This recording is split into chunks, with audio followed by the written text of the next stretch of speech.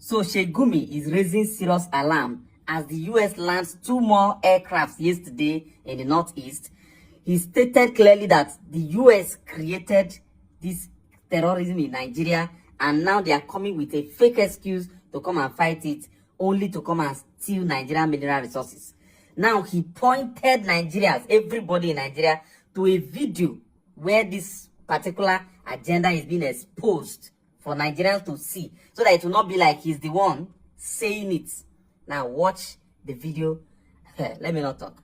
Well, the US has sent a small team of troops to Nigeria, which marks the first acknowledged presence of American forces on ground since US launched airstrikes last Christmas. According to the head of US Africa Command, the team was deployed after both countries agreed to do so, and this to counter the terrorist threat in West Africa. The size and scope of the mission, however, have not been disclosed yet.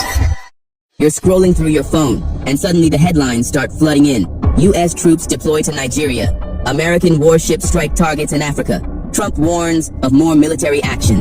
If you're Nigerian, or anywhere in Africa, your first reaction might be, hold on, what exactly is happening? Because the version being told in Western media, that's only part of the story. On Christmas Day 2025, U.S. warships in the Gulf of Guinea launched missile strikes into Sokoto State. Days later, the Pentagon confirmed that 200 American troops would deploy to Nigerian soil. And as you're watching this, U.S. military advisors are already operating inside Africa's most populous nation. So this raises a serious question. Is this counterterrorism? Is this strategic positioning? Or is this the beginning of something much bigger? President Trump says the mission is about protecting Christians from extremist violence. The Nigerian government describes it as a security partnership, a joint effort to fight terrorism. Both explanations sound straightforward, but Nigeria is also one of Africa's largest oil producers. It sits on critical mineral reserves, including lithium, a resource essential for electric vehicles and battery technology. And it's the anchor of West Africa's political and economic stability. Meanwhile, the conflict in northern Nigeria has been burning for over 16 years. More than 40,000 people have died. Millions have been displaced. And the violence isn't as simple as many headlines suggest. So the real question isn't just why are U.S. troops there? It's this. What are America's long-term strategic interests in Nigeria? What does Nigeria gain from this partnership? And in this long war, who is actually paying the highest price? Let's break it down. On October 7th, 2025, President Trump posted on Truth Social, "We will stop the Christian genocide in Nigeria." He warned that if the killings did not stop, the United States would impose what he called exceptionally strong sanctions. The message sent shockwaves through Abuja. Nigeria's government publicly pushed back, insisting the crisis was not a religious genocide, but a complex insurgency involving extremist groups, criminal networks, and long-running regional instability. Social media exploded. Analysts debated. Diplomats went quiet. Then came December 25th, Christmas Day.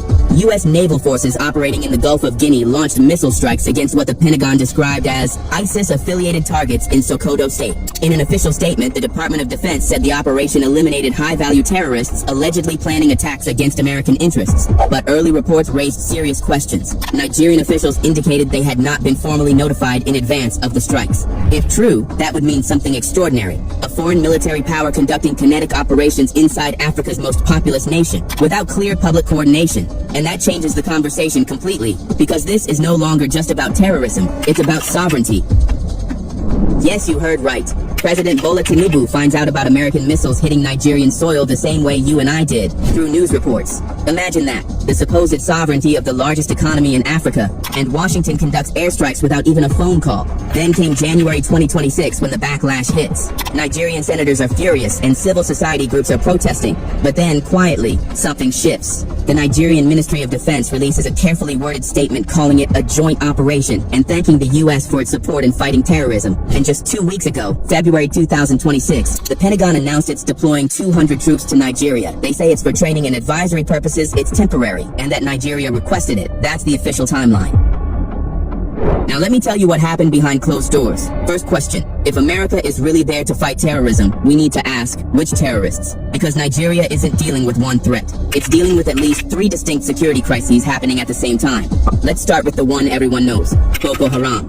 Since 2009, Boko Haram has been waging an insurgency in northeastern Nigeria. And for the past 16 years, over 40,000 people have died and millions displaced. You remember the Chibok girls kidnapped in 2014? That was Boko Haram. The group wants to establish an Islamic caliphate and has killed more Muslims than Christians in this war. But here's what most people don't know. Today, Boko Haram isn't even one group anymore. In 2016, it split. One faction stayed loyal to Abu Bakr Shekau until he blew himself up in 2021. The other faction pledged allegiance to ISIS and became the Islamic State West Africa Province, ISWAP for short. And ISWAP? They're not some ragtag militia hiding in caves. Between July 2024 and July 2025, ISWAP carried out 445 attacks and killed over 1,500 people. That makes them the most active ISIS affiliate on the planet. And they're not just attacking villages anymore. They've been systematically targeting Nigerian military bases in what they call the Burn the Camps campaign. Basically, the Nigerian military is getting overrun in their own fortified positions. But this is only in the northeast. Let's move to the northwest, which has a different problem. Bandits. Now, when you hear bandits, you might think of guys on horseback stealing chickens. No, these are heavily armed criminal gangs with hundreds of fighters, sophisticated weapons, and control over entire territories. They started as conflicts between herders and farmers over land and water.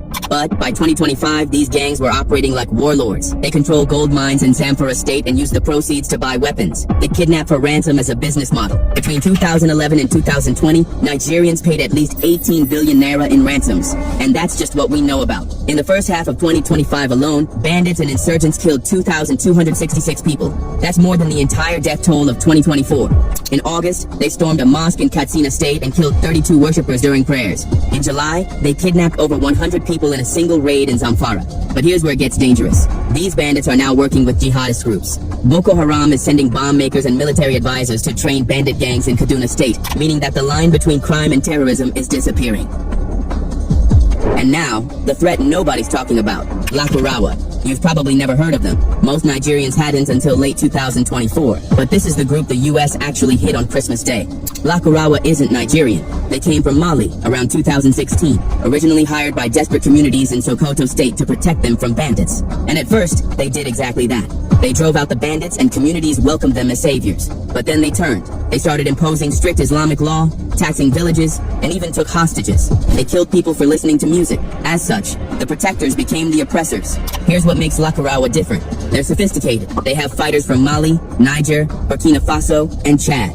They use drones for surveillance. They have satellite communication equipment, making them part of a transnational jihadi network stretching across West Africa. On February 4th, just last week, Lakurawa attacked 2 villages in Kwara State and killed 162 civilians simply because the villagers refused to implement Sharia law. 162 people in one attack, and it barely made international news. So when Trump says he's protecting Christians from genocide, ask yourself, which threat is he talking about? Because ISWAP in the Northeast has killed thousands, mostly Muslims. Bandits in the Northwest have killed thousands more, both Muslims and Christians. And Lakurawa just massacred 162 people in a Muslim-majority area. The U.S. missiles on Christmas Day hit Lakurawa camps. But according to security analysts on the ground, many of those missiles landed in empty fields. Residents reported seeing Lakurawa fighters flee hours before the strikes after spotting U.S. surveillance drones. And even if the strikes were effective, Lakurawa is not the biggest threat Nigeria faces. That's ISWAP, operating 500 kilometers away in the northeast. But guess what? The US didn't strike ISWAP. They struck the newest, smallest group in an area that happens to be mineral rich. Take note of that. This brings us to the question, is this really about terrorism, or is it about something else? Now, let's be very clear about something. Christians are being killed in Nigeria. That is an undeniable fact. But is it genocide? And is religion the real motive? Well, according to Open Doors, a Christian persecution monitoring organization, 3,100 Christians were killed in Nigeria in 2024. So Trump has a point, right? Not so fast. Here's what the data actually shows. The Armed Conflict Location and Event Data Project, ACLED, is one of the most respected conflict monitoring organizations in the world. They've been tracking every attack, every death, every incident in Nigeria since 2009. Their findings? Of 1,923 attacks on civilians in 1 year, only 50 were targeted based on religion. That's 2.6%. Out of almost 2,000 attacks, religion was the primary motive in just 50. Since 2009, about 53,000 people have been killed in targeted political violence in Nigeria, both Muslims and Christians. And here's the part that destroys the genocide narrative. The majority of victims killed by jihadist groups like Boko Haram and ISWAP are Muslims. Let me repeat that because it's important. Boko Haram and ISWAP have killed more Muslims than Christians. Why? Because these groups don't just hate Christians. They hate anyone who doesn't subscribe to their extreme interpretation of Islam. They've massacred entire Muslim villages for cooperating with the government. They've killed imams for preaching against them. And they've executed Muslim soldiers by the hundreds. When ISWAP attacks a military base and kills 50 Nigerian soldiers. Most of those soldiers are Muslims from northern Nigeria. When bandits kidnap students from schools in Katsina or Zamfara, most of those students are Muslims. When Lakurawa imposes their version of Sharia and kills villagers for resisting, those villagers are Muslims. In fact, Inter-Society, one of the organizations Trump's allies cite, admits that since 2009, approximately 60,000 moderate Muslims have been killed alongside 125,000 Christians. 60,000 Muslims killed by their own co-religionists for not being extreme enough. Now let's talk about the herder-farmer conflict, because this is where things get really complicated. And here's something else Trump isn't telling you. The Nigerian Catholic bishops themselves, in November 2025, issued a statement acknowledging that while Christian communities are under attack, Muslims and many other innocent citizens have also been victims of the same cruelty. They used the word genocide cautiously, saying allegations of genocide have emerged in some quarters. But they immediately added that Muslims are dying too. These are Nigerian bishops on the ground, watching their own people die, and they're still honest enough to say this isn't just about Christians.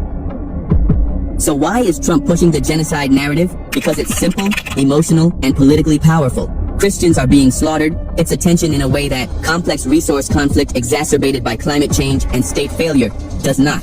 I'm not saying Christians aren't suffering. They are. I'm not saying the violence isn't real. It is. What I'm saying is that the narrative of a systematic Muslim genocide against Christians is false. The evidence simply doesn't support it. So what is really going on? What does the U.S. want? Well, 2 days ago, February 10th, Republican lawmakers in the U.S. Congress introduced a bill with a very revealing name, the Nigeria Religious Freedom and Accountability Act of 2026. Sounds noble, right? Religious freedom.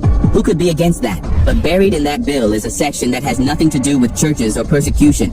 It's about Chinese mining operations.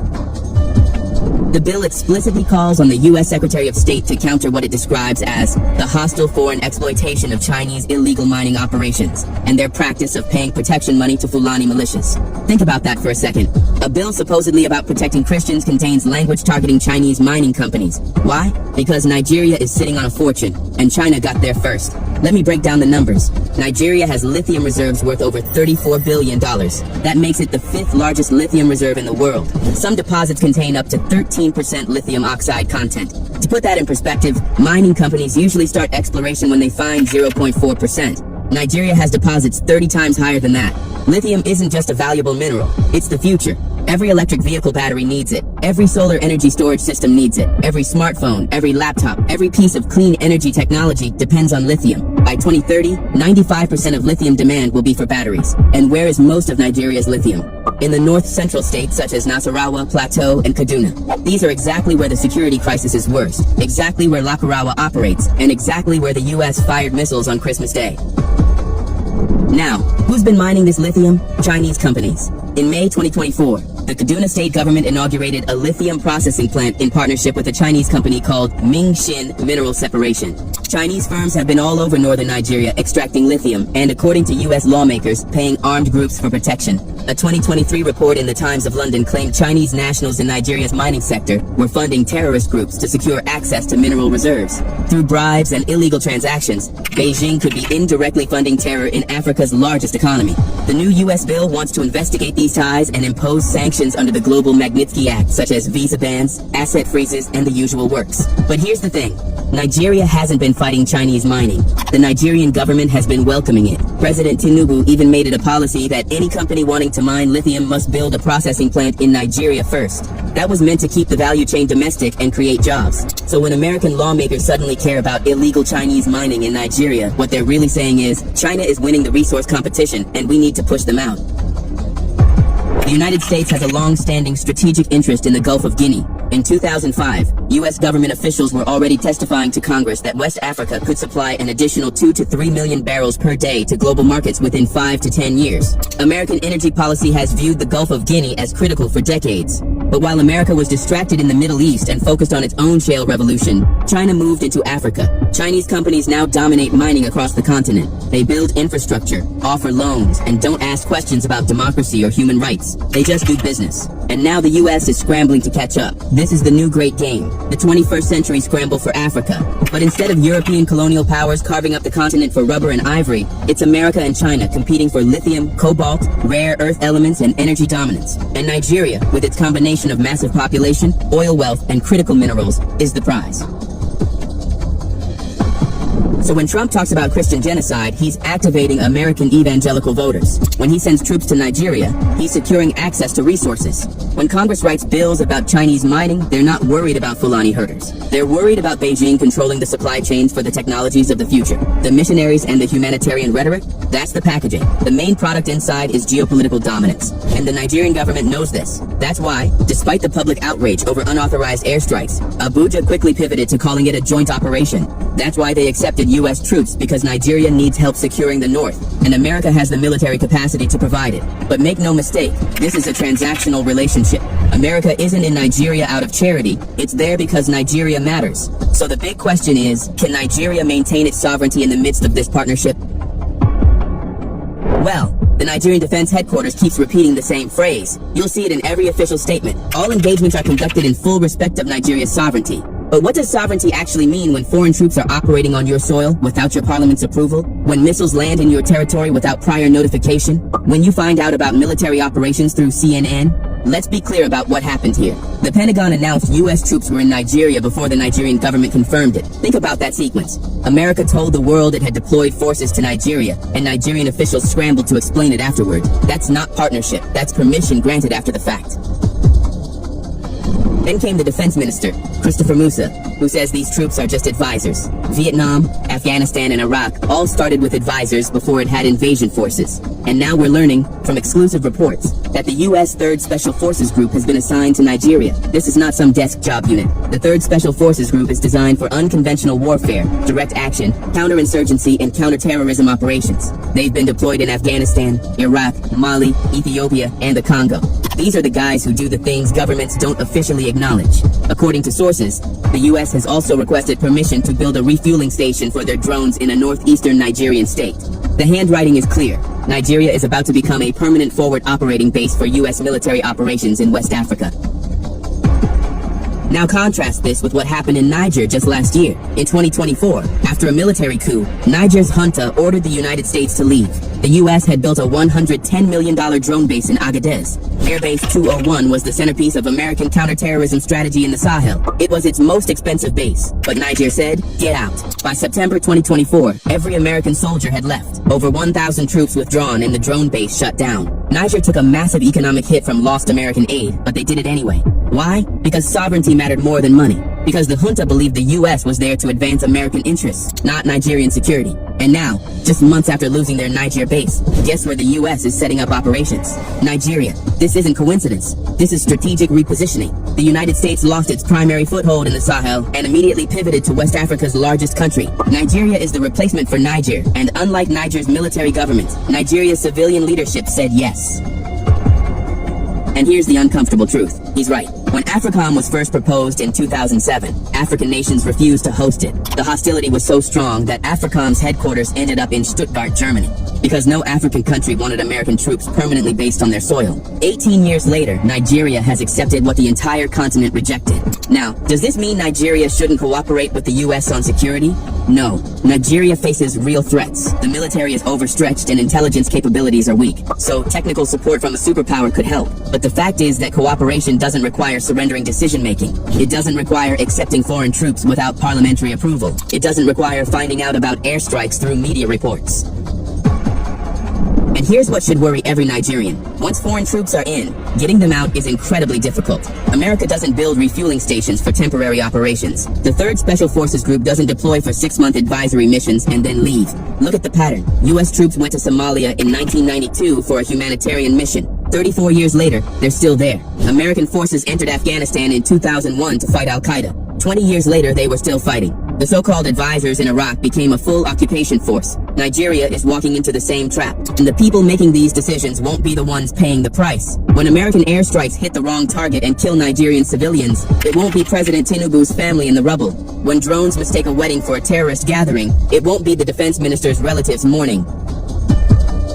So can Nigeria say no? Technically, yes. Legally, yes. Constitutionally, yes. But politically, Nigeria is between China and America, and the government is choosing America. Between sovereignty and military support, they're choosing support. And between transparency and expedience, they're choosing expedience. The question is, What happens when America's interests in Nigeria stop aligning with Nigeria's own interests? What happens when U.S. companies want access to lithium mines that Nigerian communities oppose? What happens when protecting oil infrastructure conflicts with local environmental concerns? Will Nigeria be able to say no then? Or will it be too late? What do you think? Let us know in the comments section below.